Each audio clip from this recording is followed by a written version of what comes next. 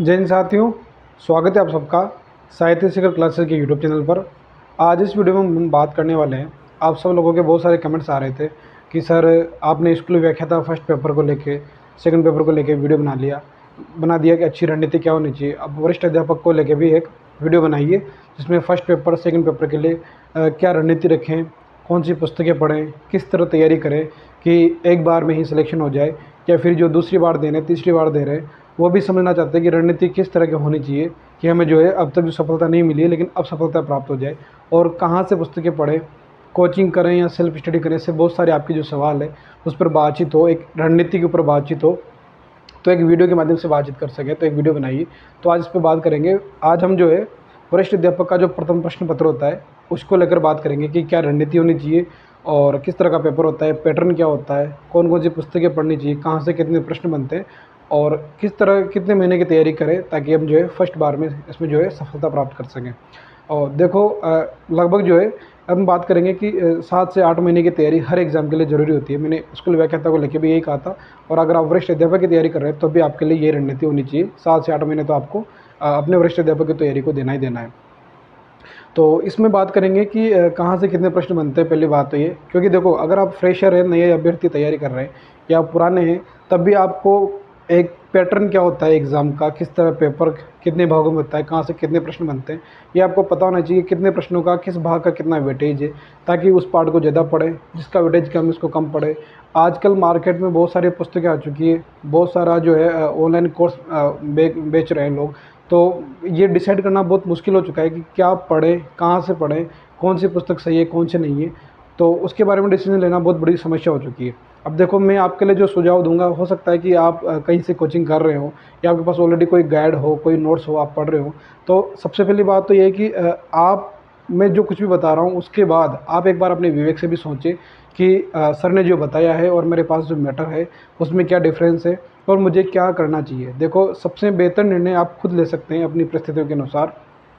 मैं मेरी तरफ से मैंने जो साथी हैं जो वरिष्ठ अध्यापक के तौर पर अभी कार्यरत है, उनके अनुभवों से और भी जो अध्यापक हैं उनके अनुभवों से लेके एक सूची बनाई है। उस हिसाब से वो मैं आपको शेयर करूँगा और उस हिसाब से आप बुक पुस्तकें ला सकते हैं। मेरा कहना है कि एक तो अगर आप कहीं कोचिंग कर रहे हैं तो उसके नोट्स बना रहे हैं तो उसके साथ साथ एक कोई अच्छे से गाइड ले लीजिए और उसके साथ आपकी तैयारी लगभग कंप्लीट है। अगर आप कहीं कोचिंग नहीं कर रहे, फ्रेशर है, नए अभ्यर्थी के रूप में तैयारी कर रहे हैं, तो उनके लिए जो मैं बुक बताऊंगा, कुछ ऑथेंटिक बुक की बात करेंगे और गाइड की बात करेंगे। गाइड अगर अभी आपके पास समय तो मुझे लगता है कि आपको डिटेल में पढ़ना चाहिए, प्रश्नों की समझ बननी चाहिए आप में। पुस्तकें गाइड से क्या होता है कि टू द पॉइंट चलते हैं, लेकिन अगर ऑथेंटिक बुक्स पढ़ते हैं तो एक अपनी समझ डेवलप होती है और आने वाले समय में जो है प्रश्न जो एक समझ पर आधारित होने वाले हैं। ठीक है, तो हमारा जो लेवल है इस तरह का होना चाहिए कि हम फैक्ट भी याद करते हुए चलें और एक प्रश्न की समझ भी हमारे दिमाग में डेवलप होनी चाहिए। इसके बारे में हम बात करेंगे। तो हो सकता है आप कहीं से कोचिंग कर रहे हैं तो वो कोचिंग के साथ कोई अच्छे से गाइड उसके साथ रेफरेंस बुक के तौर पर देख लें, वो सफिशिएंट मैटर होता है। और अगर आप सेल्फ स्टडी कर रहे हैं तो यहाँ से जो पुस्तक सूची के बारे में बात करेंगे उसको साथ साथ लेके आप तैयारी कर सकते हैं। बाकी कोचिंग करें या फिर सेल्फ स्टडी करें तो इसका सबसे बड़ा डिसीजन ये है कि अगर आप सेल्फ स्टडी स्वाध्याय से आप मेहनत करके और ख़ुद को डिसिप्लिन में रख के आप तैयारी कर सकते हैं तो आपको सेल्फ स्टडी करनी चाहिए। पर आपको लगता है कि सर मेरी परिस्थिति ऐसी नहीं बन रही कि मैं स्वाध्याय से तैयारी कर सकूं या मुझे मैटर पढ़ने में समझने में समस्या आ रही है, तो आप कोचिंग ज्वाइन कर सकते हैं। ठीक है, अब बात करते हैं स्कूल अपने जो वरिष्ठ अध्यापक के फर्स्ट पेपर और सेकंड पेपर को बेसिक जानकारी और उसके बाद फर्स्ट पेपर की बुक लिस्ट के बारे में, कहाँ से कितना पढ़े, उसके बारे में क्या छोड़े। और फिर अगली वीडियो में बात करेंगे वरिष्ठ अध्यापक के हिंदी वाले पेपर को लेके और उसके आगे बात करेंगे एसएसटी वाले पेपर को लेके क्या क्या रणनीति होनी चाहिए, कौन कौन सी पुस्तकें पढ़नी चाहिए। आपके और भी जो कमेंट हो कि सर इस बिंदु पर भी बातचीत होनी चाहिए तो आप कमेंट सेक्शन में ज़रूर पूछें कि सर इस पे वीडियो बनाओ, मैं इस परेशानी से गुजर रहा हूँ या मेरे ये प्रॉब्लम आ रही है, पढ़ने में ये दिक्कत हो रही है, मैं इस विषय से हूँ, इसके बारे में मुझे थोड़ा निर्देशन दीजिए। तो हम उस पर भी बातचीत कर लेंगे छोटे छोटे वीडियो के माध्यम से।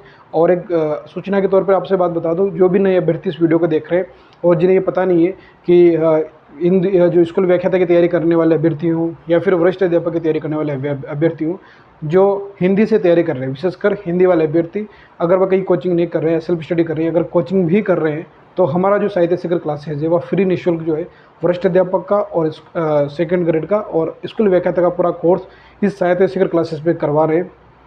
तो आप इस चैनल को सब्सक्राइब कर सकते हैं, इसे ज्वाइन कर सकते हैं, क्योंकि आपको जो है अगर आप सेल्फ स्टडी करके और किसी एक चैनल को ढूंढ रहे हैं जहाँ से आपको कंप्लीट कोर्स मिले, तो हिंदी के लिए पूरा कोर्स जो द्वितीय प्रश्न पेपर होता है वरिष्ठ अध्यापक का और स्कूल व्याख्याता को पूरा कंप्लीट करवाया जाएगा। तो आप इसे सब्सक्राइब कर लें, ज्वाइन कर लें, हमारा टेलीग्राम चैनल भी उसे ज्वाइन कर लें, और साथ के साथ जो है पूरे complete to the point notes बनवा रहे हैं, कहीं इधर उधर फालतू बातें नहीं हो रही है क्लास में, ठीक है। और जो साथी हों, आप नहीं तैयारी करें, आपके कोई और साथी तैयारी करें, तो उनको ये वीडियो ज़रूर शेयर करें, ठीक है। चलिए शुरू करते हैं आज की इस वीडियो को। तो सबसे पहले बात करते हैं कि अपना जो ये वरिष्ठ अध्यापक का जो होता है, वरिष्ठ अध्यापक, इसमें इसके पैटर्न में बात करें तो सबसे पहले 2 पेपर होते हैं, ठीक है। ये आपको पता होगी ये बात कि कितने पेपर होते हैं, तो 2 पेपर होते हैं, 2 पेपर होते हैं, ठीक है। एक पेपर होता है फर्स्ट पेपर, जो तो होता है जीके वाला, इसमें आता है जीके प्लस मनोविज्ञान, ठीक है। और इसकी बात करें तो सेकंड जो पेपर होता है वो होता है अपने विषय का।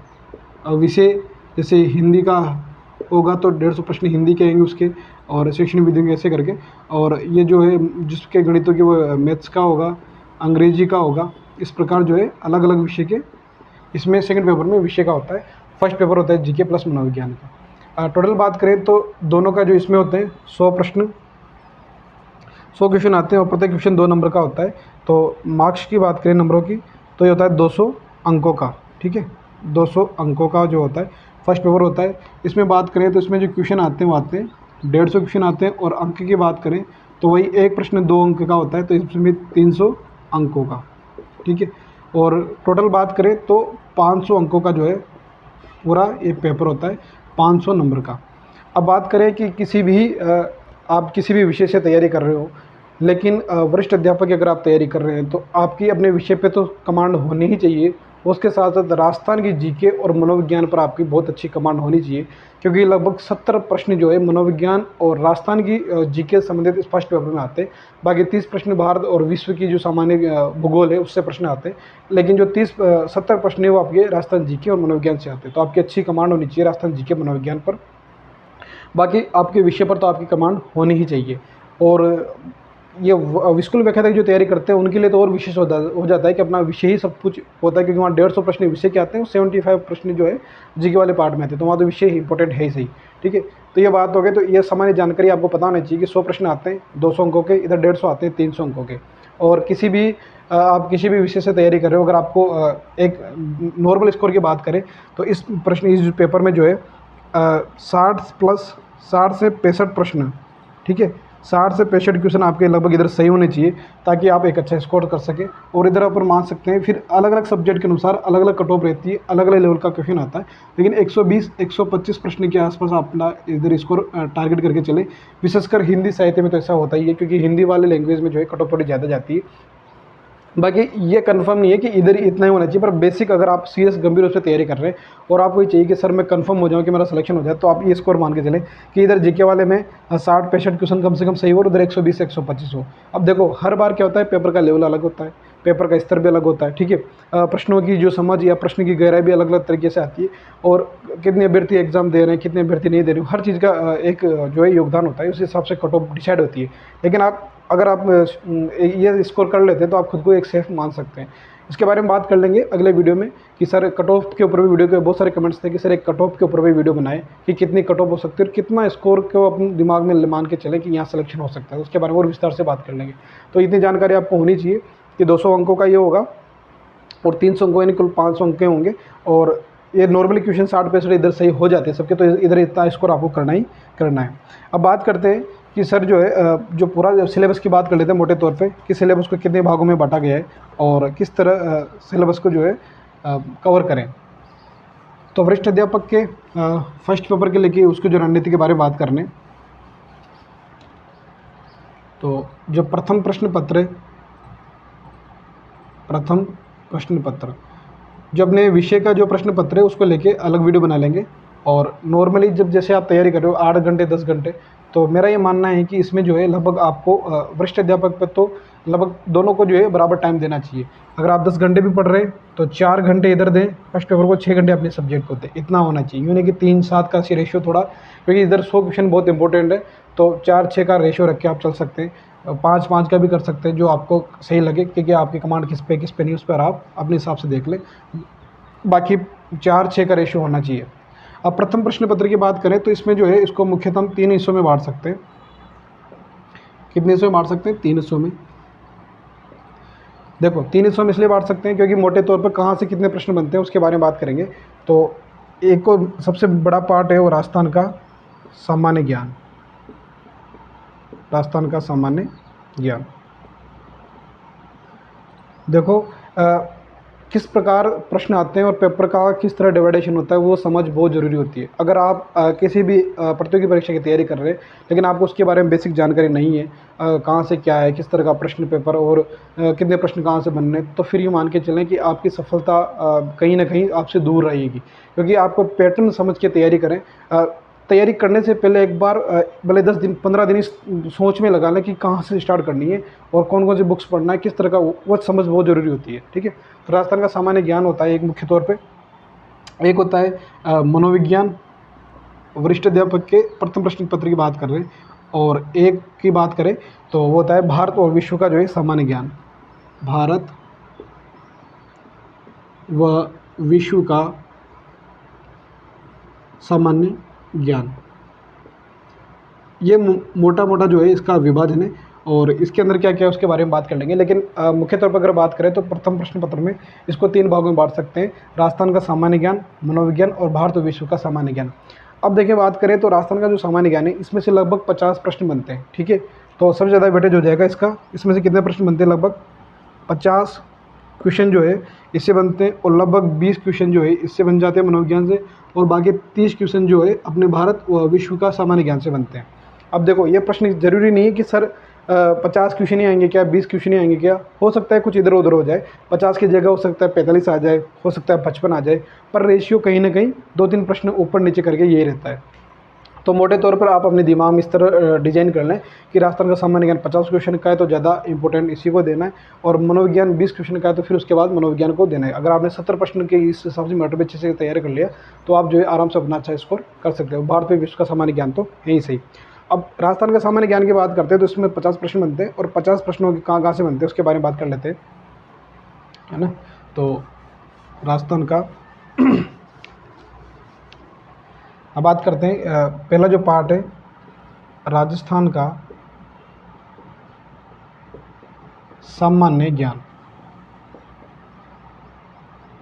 राजस्थान का सामान्य ज्ञान, और यहाँ से बात कर रहे हैं अपन प्रश्नों की तो लगभग 50 क्वेश्चन की। ठीक है, साथ के साथ बुक लिस्ट के बारे में बात कर लेंगे। राजस्थान का सामान्य ज्ञान को मुख्यतः हम 4 भागों में विभाजित कर सकते हैं। कितने भागों में? 4 भागों में। इसको 4 भागों में विभाजित कर लेंगे। देखो हम कोई भी चैप्टर पढ़ते हैं, कोई भी चीज़ पढ़ते हैं ना, तो मेरे हिसाब से चार्ट के अनुसार पढ़ना चाहिए। चार्ट के अनुसार, मैप के अनुसार कोई चीज़ें पढ़ते हैं तो थोड़ी ज़्यादा याद करना उसमें सरल हो जाता है। तो राजस्थान का सामान्य ज्ञान की बात कर रहे हैं तो इसमें एक तो आता है राजस्थान का भूगोल। ठीक है, राजस्थान के सामान्य ज्ञान में राजस्थान का भूगोल है पहला पार्ट, और दूसरे पार्ट की बात करें तो राजस्थान की राज्य व्यवस्था है, राजस्थान की राज्य व्यवस्था नहीं, राजस्थान की पॉलिटी। और अगली बात करते हैं तो राजस्थान की इतिहास और संस्कृति तो है ही सही, राजस्थान का इतिहास एवं कला संस्कृति, कला संस्कृति। और लास्ट में बात कर लेते हैं तो राजस्थान का करंट अफेयर्स, तो राजस्थान का समसामयिकी। करंट अफेयर्स आपको पता है कि इसमें जो वरिष्ठ अध्यापक में जो है राजस्थान का ही समसामयिकी आता है, इंडिया का नहीं आता है, तो ये बात आप याद रखें।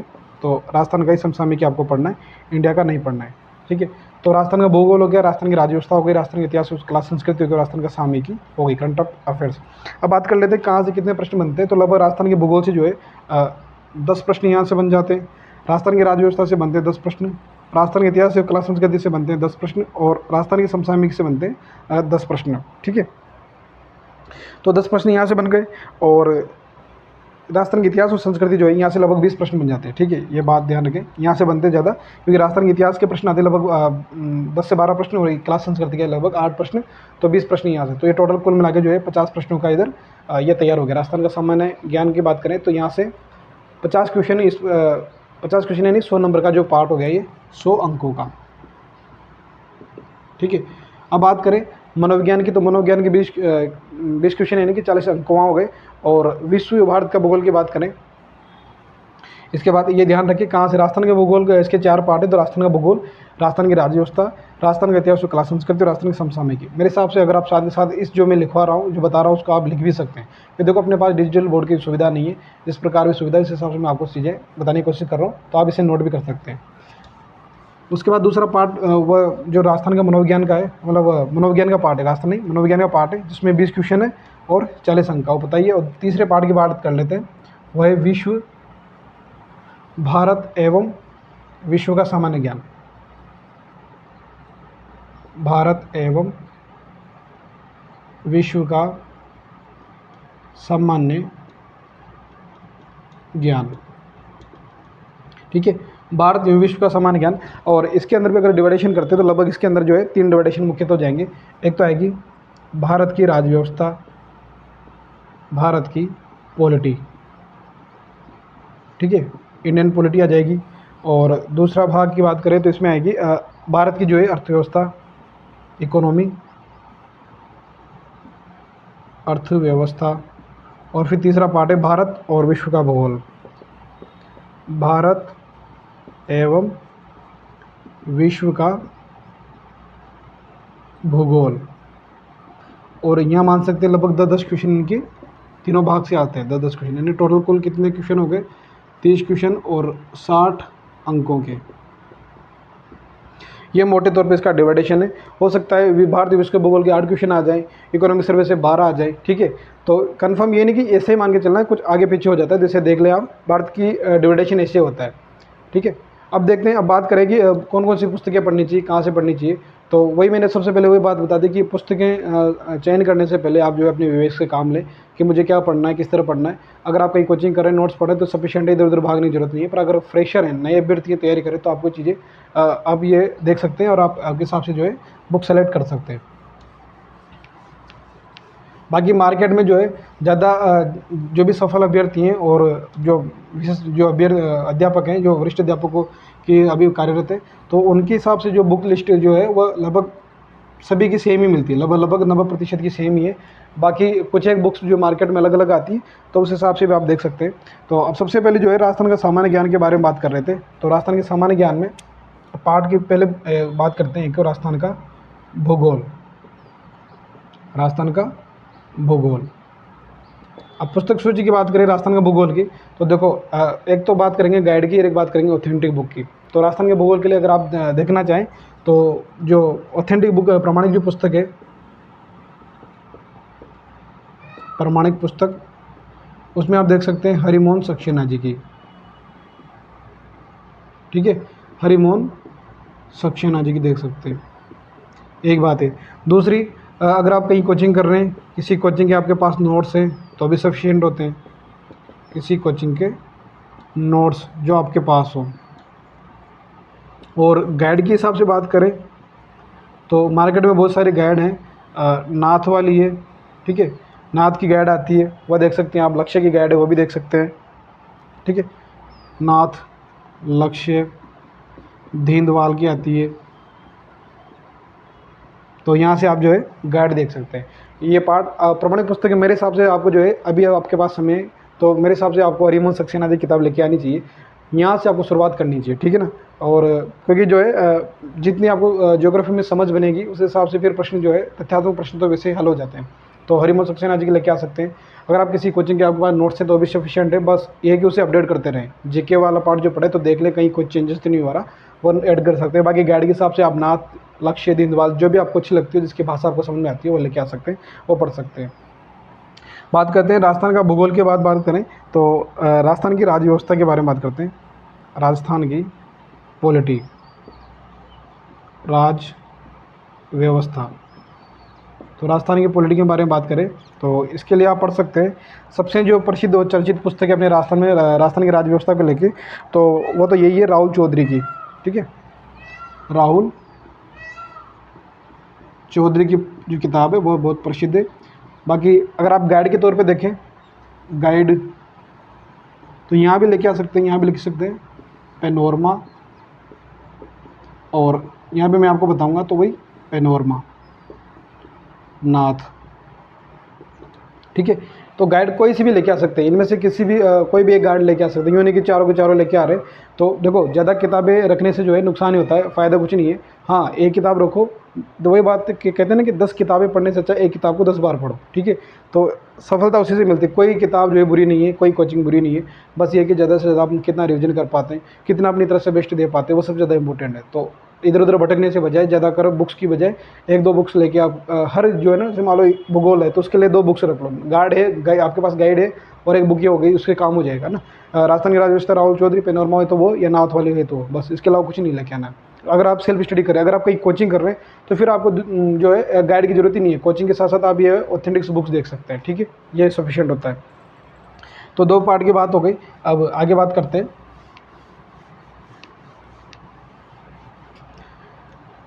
इसके बाद बात करते हैं राजस्थान के भूगोल के बाद राजस्थान के राजस्थान हो गए, राजस्थान के इतिहास और संस्कृति। जो तीसरा पार्ट है राजस्थान का इतिहास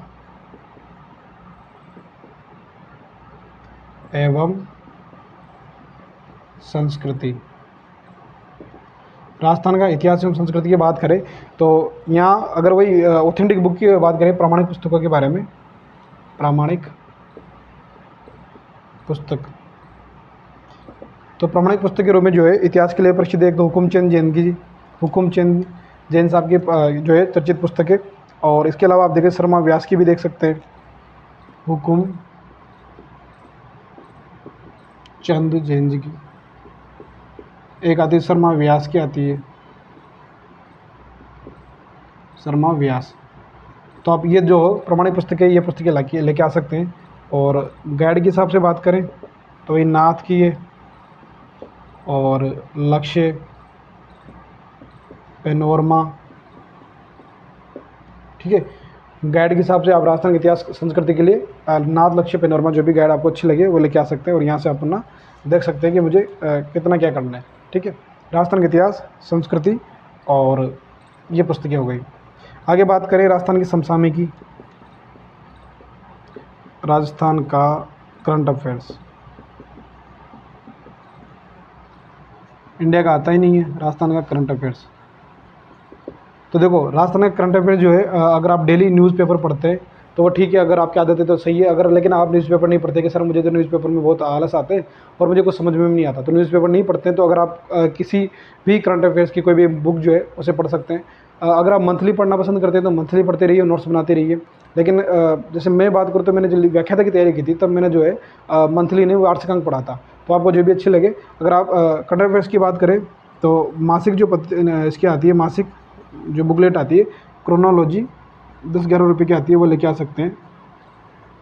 और दूसरी बात करें जो मूमल आती है, मूमल उसे भी लेके आ सकते हैं। और ठीक है, मूमल पढ़ सकते हैं करंट अफेयर्स के लिए, क्रोनोलॉजी पढ़ सकते हैं, ये 2 सफिशिएंट है। अगर इनको देख लोगे तो इसमें आपका जो है करंट अफेयर्स तैयार हो जाएगा, उसके लिए आपको अलग से पढ़ने की ज़रूरत नहीं पड़ेगी। ठीक है, 6 महीने का और फिर वार्षिक अंक भी देख लें, 6 महीने प्लस वार्षिक अंक जरूर देख लें। और मंथली पढ़ रहे हैं तो साथ के साथ नोट्स बनाएं, क्योंकि फिर आपको कि बाद में जो रिवीजन करने में आसानी रहेगी मंथली पढ़ रहे तो। बाकी राजस्थान करंट अफेयर्स के लिए आप क्रोनोलॉजी और मूमल जो है काफ़ी है, इसके अलावा एक्स्ट्रा कोई देखने की जरूरत नहीं है। ठीक है, अब बात करते हैं ऑब्जेक्टिव बुक कहाँ से ले इसके लिए। तो ऑब्जेक्टिव बुक देखो, सबसे पहली बात तो ये कि आप जब एक बार कोर्स कंप्लीट कर लें तो आप जो है ओल्ड अपने जो वरिष्ठ अध्यापक के पेपर है, ओल्ड जो पुराने प्रश्न पत्र है, ठीक है ना, पुराने प्रश्न पत्र जो आरपीएससी की साइट पे है, आरपीएससी की साइट से डाउनलोड कर लें और उन्हें एक बार देखें, एक बार उन्हें सोल्व करें। उसके बाद अगर आप कोई बुक लेके आना चाहते हैं, ऑब्जेक्टिव बुक लेके आना चाहते हैं, ऑब्जेक्टिव बुक तो एक आती है दिशा पब्लिकेशन की, दिशा 2020, दिशा पब्लिकेशन की आती है। ठीक है, दिशा पब्लिकेशन की आती है और आती है नाथ की भी आती है, ठीक है। तो आप दिशा की लेके आ सकते हैं, नाथ वाले लेके आ सकते हैं, और इसके अलावा आपके पास कोई और दूसरी गाइड तो वो भी देख सकते हैं ऑब्जेक्टिव बुक के लिए। लेकिन ऑब्जेक्टिव निकालना बहुत ज़रूरी है, क्योंकि ऑब्जेक्टिव से आपका मेंटल लेवल बढ़ता है कि हाँ कितने प्रश्न क्या मैं कर पा रहा हूँ, किस प्रकार के प्रश्न आते हैं और किस प्रकार में प्रश्नों की समझ मेरे विकसित हो रही है। इसके साथ आप कई टेस्ट सीरीज भी ज्वाइन कर सकते हैं, लेकिन टेस्ट सीरीज ज्वाइन करने से पहले कम से कम आपका एक बार कोर्स कंप्लीट हो जाए, उसके बाद ही आपको टेस्ट सीरीज ज्वाइन करनी है, उससे पहले टेस्ट सीरीज ज्वाइन नहीं करनी है, ठीक है। अब बात करते हैं मनोविज्ञान को लेके। तो मनोविज्ञान के लिए विशेषकर बात करें, मनोविज्ञान के लिए देखो मैं बताऊं, सबसे बड़ी बात है कि अगर आपका दोस्त या आप कहीं कोचिंग कर रहे हैं तो कोचिंग के नोट्स देखें सबसे पहले, क्योंकि मनोविज्ञान की जो है लैंग्वेज अगर आप बुक से पढ़ोगे तो थोड़ी समझ से बाहर होती है। अगर आप कहीं कोचिंग कर रहे हैं तो कोचिंग भी देख सकते हैं। बाकी बुक के लिए बात करें तो बहुत सारी बुक प्रचलित है अपने मार्केट में, जैसे वंदना मैम की है, वंदना जादौन मैम की, वो भी लेके आ सकते हैं, और धीर सिंह धाबाई की लेके आ सकते हैं, ठीक है, धीर सिंह धाबाई की। बाकी मनोविज्ञान पढ़ने का सबसे अच्छा तरीका है पुराने प्रश्न पेपरों से, पुराने प्रश्न पत्र। अगर आप मनोविज्ञान पढ़ना स्टार्ट करें तो एक बार कोर्स कंप्लीट कर ले तो उसके साथ आप पुराने प्रश्न पत्र जरूर देखें। बहुत सारे परिभाषाएं, बहुत सारे कथन और बहुत सारे तथ्यात्मक जो प्रश्न होते हैं बिल्कुल दोबारा जो है रिपीट होते हैं, ठीक है, पुराने प्रश्न पत्रों से। तो मनोविज्ञान के लिए पुराने प्रश्न पत्र जरूर देखें। भाई किताब के लिए आप धीर सिंह धाबाई की, वंदना जादौन की, फिर या कोई गाइड उससे भी पढ़ रहे तो वो सफिशिएंट होता है। बाकी पुराने प्रश्न पत्र जरूर देखें, ठीक है। अब आते हैं भारत और विश्व की सामान्य ज्ञान के बुक लिस्ट के बारे में बात करते हैं। भारत एवं विश्व का सामान्य ज्ञान। भारत एवं विश्व का सामान्य ज्ञान की बात करें तो इसमें सबसे पहले थी भारत की राज्य व्यवस्था, भारत की पॉलिटी। तो इसके लिए सबसे शानदार अगर कोई किताब है तो वह लक्ष्मीकांत की आती है। ये बड़े बड़े एग्जाम जैसे IAS होते हैं, RS होते हैं, उसमें पढ़ने लायक किताब है। तो आप तो अपने जो टॉपिक है उस टॉपिक के हिसाब से इस किताब को देख लें। राज्य व्यवस्था की, विदेश नीति के लिए आप कुछ नोट्स देख सकते हैं या गूगल करके भी देख सकते हैं, भारत की विदेश नीति के कुछ नोट्स वहाँ मिल जाएंगे आपको। बाकी राज्य व्यवस्था के लिए, भारत की राज्य व्यवस्था के लिए M लक्ष्मीकांत जो है अच्छी किताब है ना। और इसके अलावा बात करें राजस्थान की भारत की जो अर्थव्यवस्था है, दूसरा पार्ट है भारत की अर्थव्यवस्था। तो इसके लिए आपको जो है इकोनॉमिक सर्वे पढ़ना है, आर्थिक समीक्षा पढ़नी है, वह भी एग्ज़ाम से पहले, ठीक है। जब एग्ज़ाम उससे पहले की जो आर्थिक समीक्षा वो पढ़नी है आपको, इकोनॉमिक सर्वे, आर्थिक समीक्षा। करंट अफेयर्स पढ़ोगे उसमें साथ के साथ ही आर्थिक समीक्षा आ जाएगी, लेकिन आपको अलग से आर्थिक समीक्षा भी आप पढ़ सकते हैं। और भारत एवं विश्व का भूगोल की बात करें, भारत एवं विश्व का भूगोल, तो इसके लिए जो है महेश बर्णवाल जी की किताब आती है, बहुत शानदार, महेश बर्णवाल, वो किताब आप पढ़ सकते हैं। महेश बर्णवाल की किताब है, वो किताब आप यहाँ से पढ़ सकते हैं भारत एवं विश्व के भूगोल के लिए। बाकी जो गाइड पढ़ रहे हैं, गाइड से भी आपका मैटर जो है आपको मिल जाएगा। शायद के साथ गाइड में भी मैटर दिया होता है, तो गाइड भी आप उसको चूज़ कर सकते हैं। बाकी बुक की बात करें तो महेश बर्णवाल जी की किताब पढ़ सकते हैं। ये अर्थव्यवस्था के लिए इकोनॉमिक सर्वे देख सकते हैं और राज्य व्यवस्था के लिए लक्ष्मीकांत देख सकते हैं। तो ये हो गए राष्ट्रीय का सामान्य ज्ञान, मनोविज्ञान और भारत विश्व का सामान्य ज्ञान, और कहाँ से कितने प्रश्न आते हैं उसके बारे में बात हो गई। और आपको किस तरह पढ़ना है देख लेना है कि सामान्य ज्ञान राजस्थान का ज़्यादा है तो वहाँ ज़्यादा ध्यान देना है और ज़्यादा भटकाव नहीं रखना है। और तैयारी जो है अब लग जाइए, क्योंकि समय आपके पास बहुत कम है। कम से भी कम आपको जो है 6 से 7 महीने बेसिक तैयारी के लिए चाहिए ना, बेसिक तैयारी चाहिए 6 से 7 महीने की। उसके बाद आपको कम से कम एग्ज़ाम से पहले जो है 3 से 4 बार आपका रिवीजन होना चाहिए, 3 से 4 बार रिवीजन कम्प्लीटली होना चाहिए। उसके बाद ही जो है कहीं ना कहीं आप यूँ मान के चले, फिर आप जो है आपको डरने की ज़रूरत नहीं, फिर आपका सिलेक्शन पक्का है। तो एक बार कोर्स हो जाए और 3 से 4 बार रिवीजन होके फिर एग्जाम में बैठना है। तो आप देख लो आपके पास कितना समय बचा है, तो आपको जो है अब तैयारी स्टार्ट कर देनी चाहिए। अगर आपके और भी कोई डाउट हो तो आप कमेंट जरूर करें, उस पर बातचीत कर लेंगे। बाकी चैनल को सब्सक्राइब कर लें, वीडियो को लाइक शेयर जरूर करें, आपकी प्रतिक्रिया जरूर दें। और कोई भी समझ में नहीं आए तो कमेंट जरूर करें, ठीक है। और वही बात कि जो स्कूल व्याख्याता वरिष्ठ अध्यापक की तैयारी कर रहा है सेकंड पेपर की हिंदी से, तो उस चैनल को सब्सक्राइब कर लें, क्योंकि पूरा कोर्स यहाँ कंप्लीटली करवाया जाएगा। बाकी और भी कोई बात हो तो आप कमेंट जरूर करें। वीडियो कैसा लगा कमेंट जरूर करें, ठीक है। जय हिंद, जय भारत।